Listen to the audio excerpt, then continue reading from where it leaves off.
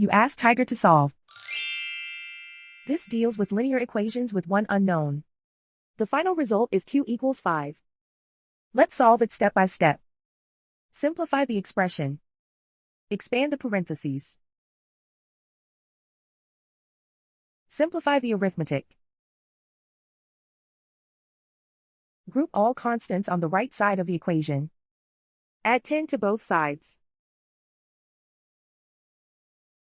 Simplify the arithmetic.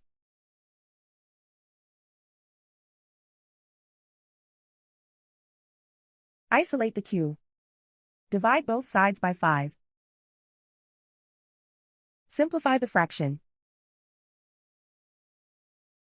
Find the greatest common factor of the numerator and denominator. Factor out and cancel the greatest common factor. And so the final result is q equals 5.